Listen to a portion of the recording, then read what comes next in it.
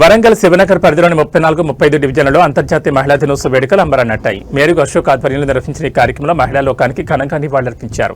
మహిళలు అన్ని రంగాల్లో రాణించాలని, సమాజాభివృద్ధిలో వారి పాత్ర కీలకమని ఈ సందర్భంగా నేతలు ఆకాంక్షించారు. ఈ వేడుకల్లో భాగంగా స్థానిక మహిళలను శాలువాలతో ఘనంగా సన్మానించిన మేరుగు అశోక్ వారికి చీరలు బహుకరించారు.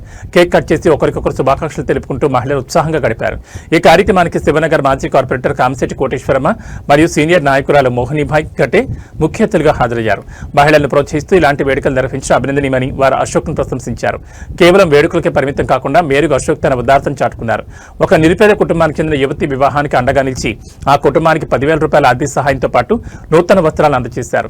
కష్టాల్లో ఉన్న వారికి తోడుగా నిలబడమే నిజమైన సేవ అని ఆయన నిరూపించారు. ఈ కార్యక్రమంలో పద్మశాలి సంఘం అధ్యక్షులు గడ్డం రవి, నేతలు పాలేపు శ్రీనివాస్, వెంగళదాస్ కృష్ణ మరియు పెద్ద సంఖ్యలో మహిళా నాయకులు, స్థానికులు పాల్గొన్నారు. మేరుగు అశోక్ చేసిన ఈ సేవా కార్యక్రమంపై స్థానికులు హర్షం వ్యక్తం చేస్తున్నారు.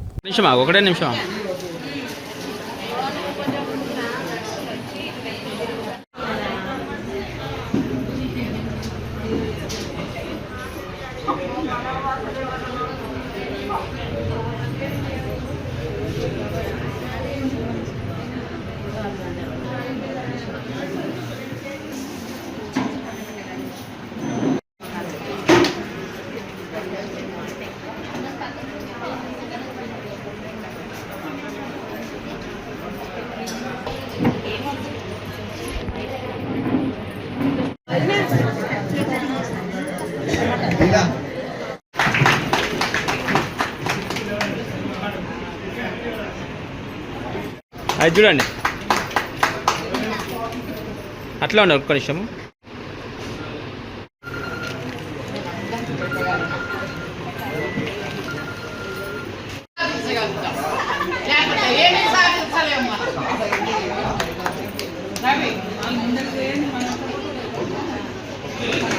వాడు లేదు, మనం ఏది చేయాలి.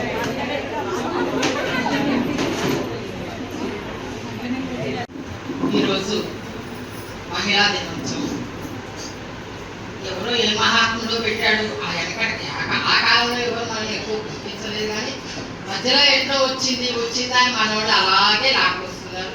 చాలా సంతోషం.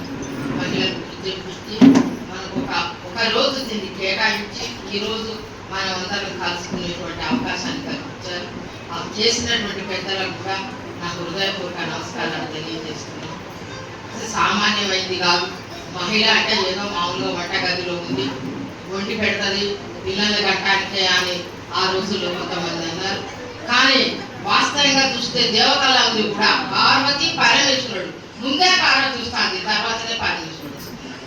ఆది కాలం నుండి మనకున్న గుర్తింపు మనకున్నది. మహిళలను ఇప్పుడు మనకు అందరికీ తెలుసు, కూరగాయలు తరాసు పెడతావు, డబ్బులు కూడా తరాసులో తూకం వేస్తావు, ప్రతి వస్తువుని తూకం వేయగలం. కానీ మహిళా శక్తిని మాత్రం తూకం వేయలేదు, వేయడానికి కూడా సాధ్యపడదు. అది ఎవరి వశం కాదు. చాలా శక్తి, ఆ శక్తి చాలా బలమైంది. ఆ శక్తిని ఎవరు తూకం వేయలేదు. కాబట్టి అలాంటి మంచి శక్తి బలం మన దగ్గర ఉన్నది కాబట్టి చేయలేదు. కానీ ఈసారి మాత్రం డైరెక్ట్ బయటకు వచ్చి ఓపెన్గా ఒక మంచి వ్యక్తికే చేయాలి, రాజకీయానికి కట్టుబడి ఉన్నాను, చేస్తాను అని మీ అందరి ముందు నేను చెప్తున్నాను. హృదయపూర్వకంగా చెప్తున్నా, ఏదో మామూలుగా చెప్తలేదు.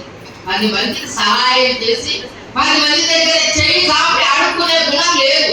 10 మందికి పెట్టాలనే గుణం ఉన్నోని మీరు చూశారు. వెంకటేశ్వర స్వామి దగ్గర ఇట్లుంటుంది. అలాంటి గుణం ఉన్న ఈ అశోకును నా మనస్ఫూర్తిగా నేను రేపు ఆశీర్వదించి బయటకు వస్తానని, ఎందుకంటే నా మనస్తత్వం కూడా తెలుసు. మీ ఇక్కడ ఉన్నోడు చాలా మంది తెలుసు. నేను కూడా 14 ఏళ్ల వయసు నుంచి రాజకీయం చేసిన, కానీ నేను కూడా ఎవరు చేయి కావలే, ఎవరిని అడుక్కోలే. 2 సార్లు కార్పొరేట్ అయినా నేనేం సంపాదించలా. నా భర్తకు ఉద్యోగం ఉన్నది, ఆయనకు ఆ రోజుల్లోనే 70,000, 80,000, లక్ష దాకా వస్తున్నాయి. నేను తిన్నా ఒకరికి పెట్టా అంతే తప్ప నేను కూడా ఎవరిని ఆశించకుండా రాజకీయం చేసిన. అలాంటి అశోక్ ఈ గడ్డం రవి ముందుకు వచ్చారు కాబట్టి నా మనస్ఫూర్తిగా వాళ్ళని ఆశీర్వదిస్తూ నేను పని చేస్తానని మీ అందరినీ మెసేజ్ వచ్చి ఎవరు కాంట్రాక్ట్ ఇచ్చినా తీసుకోవద్దు చెప్పి నిన్న మెసేజ్ వచ్చింది. ఇలా పర్టికులర్గా మేర్గేష కట్టడిస్తే మాత్రం అసలుకే తీసుకోవద్దని కూడా మెసేజ్ వచ్చింది. ఎన్ని ఇబ్బందులు వచ్చినా ఇవాళ ఒక బ్రదర్గా మీ తోబుట్టుగా నన్ను స్వీకరించి మీరు ఇచ్చే కానుక తీసుకుని వచ్చిన మీ అందరికీ కూడా శిరస్సు వంచి ధన్యవాదాలు తెలియజేసి, మీకు చాలా విషయాలు చెప్పాలని ఉంది. గౌరవంతో మాట్లాడాలి, నేను చెప్పాలి. ముఖ్యంగా ఏంటంటే అసలు ఎందుకు ఇన్ని కార్యక్రమాలు చేస్తాను వేరే షోక్ అనేది మీకు అర్థం కావాలి. మీరు అందరినీ నన్ను రెగ్యులర్గా చూస్తున్నారు. నేను చాలా కార్యక్రమాలు చేస్తున్నా. ఏం చేస్తున్నా, నాకు ఎటువంటి పొలిటికల్ పార్టీ లేదు. నేను ఇండిపెండెంట్గా పోటీ చేసిన నాకు 2040 ఓట్లు వస్తుంది. నేను 200 ఓట్లతో ఓడిపోయినా. నేను అంతకుముందు కూడా కరోనా కాలం నుంచి కూడా ఆటో డ్రైవర్లకు బియ్యం ఇవ్వడం కానీ అట్లా నేను ఎన్నో సేవా కార్యక్రమాలు చేసుకుంటా. నేను ముఖ్యంగా కమ్యూనిస్ట్ పార్టీ నుంచి వచ్చిన నేపథ్యం నుంచి అత్యంత పేదరికంలో పుట్టిన వ్యక్తిగా నేను మా మిత్రుడు మేమందరం కలిసి ఇద్దరం కలిసి చదువుకున్నాం, ఇద్దరం కలిసి వ్యాపారాలు చేసినాం. అందరికి అర్థం కాని విషయం ఏంటంటే అసలు అశోక్ ఎందుకు చేస్తున్నాడు. 2000 మంది ఓట్లు వేసి దీవించిన తర్వాత వాళ్ళకి అండదండగా ఉండకపోతే ఈ బ్రతుకు వ్యర్థం.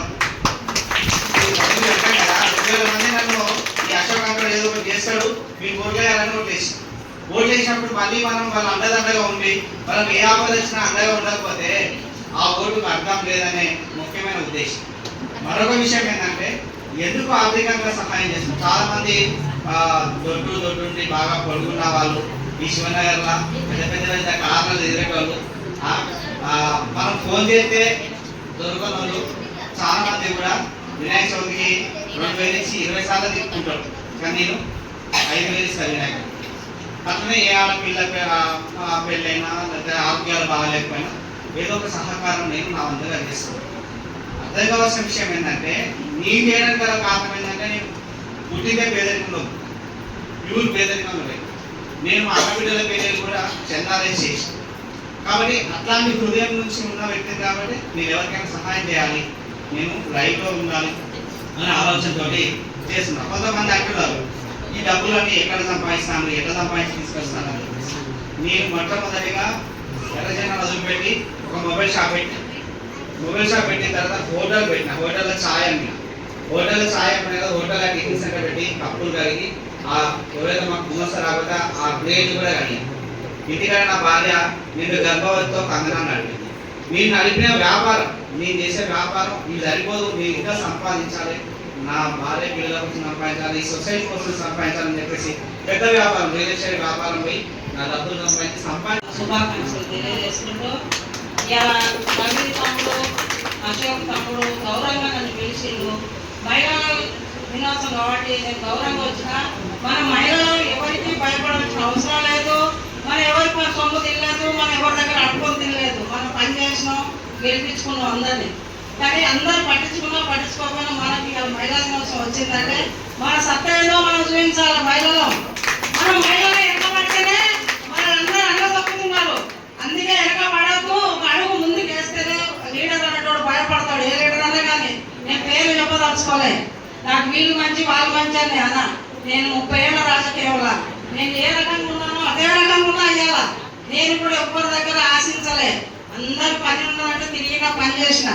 కానీ అందరిలో కలుపుకోపోయిన మహిళల్లో నేను ఒక లీడర్ నేను గౌరవంగా ఎక్కడా లేను, అహంకారంగా లేను. ఇప్పుడు కూడా నేను ఒక 2 సంవత్సరాల తర్వాత వచ్చిన మీరు అందరూ చూస్తే నాకు చాలా సంతోషం అనిపించింది. ఇంకా నాకు కలుస్తారా లేదా అనుకున్నా, కానీ నేనే ముందుకు వచ్చి చేద్దాం అనుకున్నా.